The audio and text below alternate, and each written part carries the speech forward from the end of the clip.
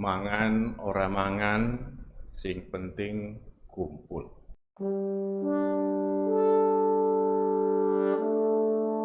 Makan atau tidak makan tidak terlalu menjadi persoalan.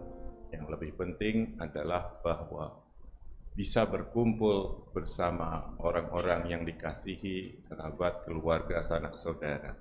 Demikian kurang lebih yang pernah saya tahu menjadi salah satu nilai yang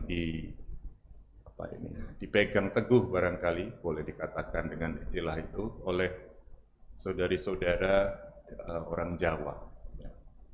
Mungkin juga itu sebabnya meskipun kondisi pandemi ada penyekatan dan lain-lain, ya yang mudik tetap saja cukup banyak. Ya. Semoga tidak ada hal-hal yang kurang baik yang terjadi sebagai dampak ikutan. Nah, saudari-saudara, tentu kita tidak akan bicara tentang itu. Tapi saya mau katakan bahwa dalam kondisi berkumpul meskipun tidak makan, itu kita lihat ada semacam paket lengkap. Artinya ada hal yang tidak menyenangkan, ya, kalau memang sungguh-sungguh terjadi tidak ada makanan gitu, atau makanan sedikit, atau keadaannya sederhana, apa adanya. Ya, ada yang tidak enak dalam arti tertentu, kurang dari apa yang diharapkan dalam segi makanan, dalam segi fasilitas barangkali. Tetapi ada juga hal yang baik, yang membahagiakan, menggembirakan, yaitu berkumpul, bersatu dengan orang-orang yang dikasihi dan mengasihi. Dan inilah sumber kebahagiaan yang besar.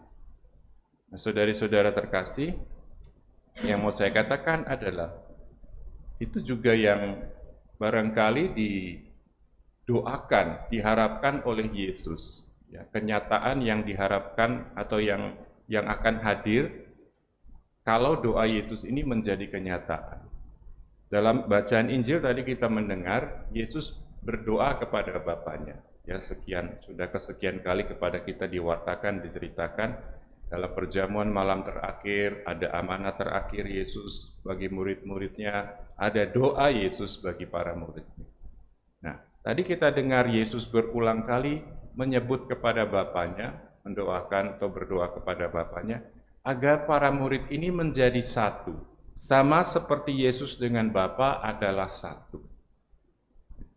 Jadi sungguh-sungguh Yesus mengharapkan agar para murid ini, para pengikutnya ini menjadi satu, tidak terpecah-pecah, tidak terpisahkan. Dan selanjutnya juga bersatu bukan hanya antara mereka sendiri, tetapi dengan Yesus, dengan Bapa. Supaya dunia tahu tentang Yesus dan Bapa yang adalah satu. Supaya dunia mengenal Yesus dan Bapa yang adalah satu. Jadi ada kesatuan, ada kebahagiaan besar yang akan terjadi, yang akan dialami oleh pengikut atau murid-murid Yesus kalau memang doa Yesus ini terjadi. Dan kita tahu doa Yesus kuasanya besar, tidak mungkin tidak terwujud. Artinya bagi kita sudah disediakan, sudah direncanakan kebahagiaan besar karena bersatu dengan Allah. Nah, saudari-saudara terkasih, seperti saya katakan ini adalah paket lengkap. Nah, ada juga sisi yang dalam arti tertentu, dalam pengertian kita sehari-hari, ya kurang enak ya. Kalau tadi ada kebahagiaan besar, tapi juga ada tuntutannya, ada konsekuensinya, seperti yang kita lihat dalam bacaan pertama, dialami oleh Paulus. Paulus menghadapi banyak sekali tantangan, kesulitan dari mana-mana dalam pekerjaannya mewartakan kepada dunia tentang Yesus, tentang Bapa, supaya dunia mengenal Yesus dan Bapa. Banyak sekali kesulitan yang dialami Paulus, ditangkap, disiksa, dan tadi di akhir bacaan pertama dikatakan oleh Paulus sendiri, bahwa Tuhan datang di sisinya dan berkata, kuatkan hatimu, sebab sebagaimana engkau dengan berani telah bersaksi tentang aku di Yerusalem, demikian juga hendaknya engkau pergi bersaksi di Roma. Doa Yesus menjanjikan menyediakan bagi kita kebahagiaan karena bersatu dengan Tuhan, namun itu juga menuntut konsekuensi bahwa kita harus bersaksi. Dan dalam bersaksi ini sekali lagi tidak mudah. Tidak semua orang dengan mudah menerima kesaksian kita. Tidak semua orang dengan senang hati menerimanya. Ada yang tidak mau menerima, ada yang menolak, bahkan ada yang lebih dari itu. Mengusahakan agar tidak ada lagi kesaksian dengan cara menangkap, menyiksa, memusuhi, dan seterusnya.